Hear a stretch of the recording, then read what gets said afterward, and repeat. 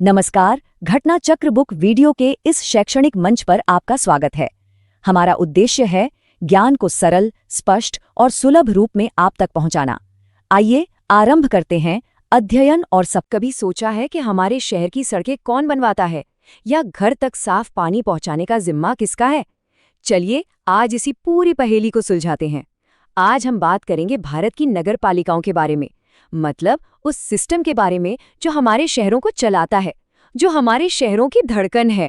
तो फिर सबसे बड़ा और सीधा सवाल यही है कि हमारे शहरों को, हमारी गलियों को असल में चलाता कौन है?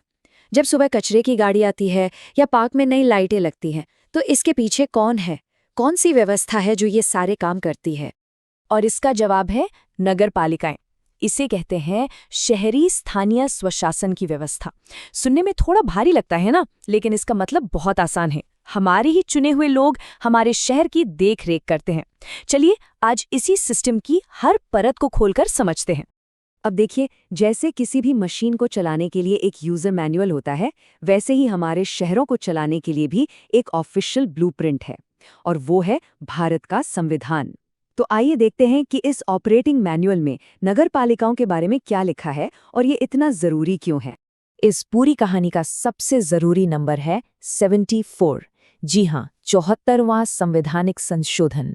ये कोई छोटा मोटा बदलाव नहीं था, बल्कि एक मील का पत्थर था। इसी संशोधन ने नगरपालिकाओं को कागजों से निकालकर असली शक्ति दी और उन्हें संवैधानिक रूप से मान्यता दिलाई। तो इस 74वें संशोधन ने असल में किया क्या? ऐसा समझिए कि इसने संविधान के अंदर नगर पालिकाओं के लिए एक बिल्कुल नया घर बना दिया। एक नया चैप्टर जोड़ा गया, पार्ट 9A। इसमें उनके काम करने के लिए 18 नए नियम यानी अनुच्छेद लिखे गए, और साथ ही उन्हें दी गई 12वीं अनुसूची, जो कि उनके कामों की पूरी लिस्ट है। और ये 18 नंबर भी बहुत खास है। 12वीं अनुसूची में ये 18 विषय शामिल हैं, जैसे कि शहर की प्लानिंग, सड़कें बनाना, पानी की सप्लाई। इन सब की सीधी जिम्मेदारी अब नगर पालिकाओं की है। मतलब इन जरूरी मुद्दों पर फैसले अब स्थानीय स्तर पर लिए जाते हैं, दिल्ली या किसी और राजधानी से नहीं। ठीक है, तो संवैधानिक आधार तो समझ आ गया, लेकिन ये सिस्टम जमीन पर काम कैसे करता है? चलिए अब ये देखते हैं कि हमारे शहरों में शासन का ये ढांचा असल में दिखता कैसा है। भारत में शहरी शासन को हम 3 स्तरों में देख सकते हैं। सबसे पहले आती है नगर पंचायत। ये उन इलाकों के लिए है जो अभी अभी गांव से शहर बन रहे हैं। फिर छोटे शहरों के लिए होती है नगर पालिका परिषद, जैसे कि शिमला। और आखिर में दिल्ली, मुंबई, कोलकाता जैसे बड़े बड़े महानगरों के लिए होती है सबसे बड़ी इकाई, नगर निगम।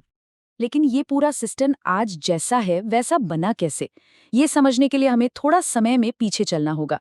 चलिए इतिहास के पन्ने पलटते हैं, क्योंकि स्थानीय शासन का ये आइडिया कोई नया नहीं है।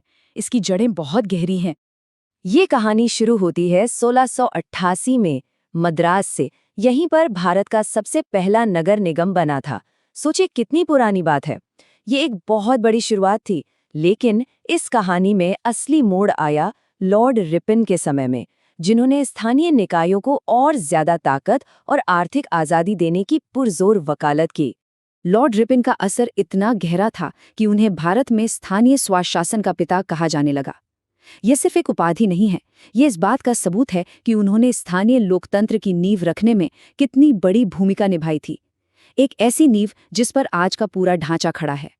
तो चलिए अब तक जो कुछ भी हमने जाना उसे फटाफट कुछ सबसे जरूरी पॉइंट्स में समेट लेते हैं। ये वो बातें हैं जो इस पूरे सिस्टम को समझने के लिए याद रखनी चाहिए। एक सबसे जरूरी और सीधी बात, नगर पालिकाओं का कार्यकाल कितना होता है? जवाब है 5 साल। हर 5 साल में चुनाव होते हैं। ये इतना जरूरी क्यों है?